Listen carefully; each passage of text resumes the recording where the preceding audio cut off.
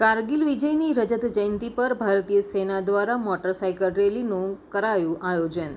કારગિલ વિજયની 25મી વર્ષગાંઠની સ્મૃતિમાં તેમજ કારગિલ યુદ્ધના નાયકોના શૌર્ય અને બલિદાનને શ્રદ્ધાંજલિ અર્પણ કરવા માટે ભારતીય સેના અને રેજિમેન્ટ ઓફ આર્ટિલરી દ્વારા એક મોટરસાયકલ રેલીનું આયોજન કરવામાં આવ્યું છે.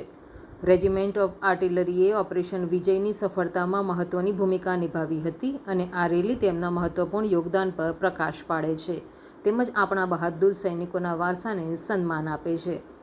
12 જૂન 2024ના રોજ 8 મોટરસાયકલની 3 ટીમોએ દેશના અલગ અલગ ખૂણેથી આ ઐતિહાસિક પ્રવાસનો પ્રારંભ કર્યો હતો, જેમાં આસામમાં દિંજન, ગુજરાતના દ્વારકા, તમિલનાડુમાં ધનુષકોડીથી રેલીનો પ્રારંભ કરાવવામાં આવ્યો છે.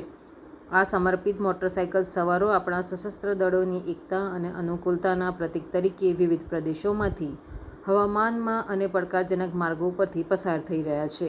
ત્રણેય ટીમોએ 2 અલગ અલગ ઉત્તરીય મુખ્ય માર્ગો એટલે કે શ્રીનગર અને મનાલી થઈને દ્રાસ જવા માટે દિલ્હીમાં ભેગા થશે.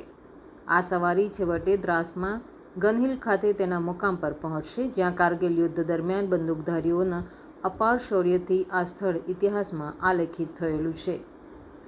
લેફ્ટનન્ટ જનરલ નિવૃત્ત મહિપતસિંહજી PVSM અને commandant 11 artillery brigade brigadier Yogendra Chaudhary દ્વારા ઐતિહાસિક શહેર દ્વારકામાં સનસેટ પોઈન્ટ ખાતેથી પશ્ચિમ ટુકડીને ઝંડી બતાવીને રવાના કરવામાં આવી હતી.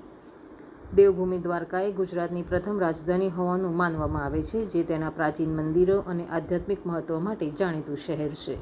આ શહેર અદ્ભુત પ્રવાસ માટે યોગ્ય પ્રારંભ સ્થળ તરીકે પણ સેવા આપે છે.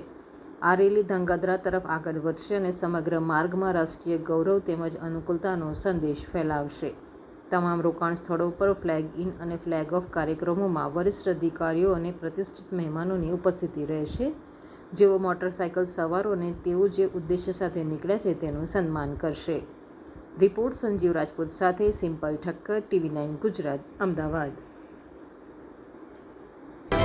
જોતા રહો TV9 ગુજરાત, નિર્ભય, નિષ્પક્ષ, નિરંતર.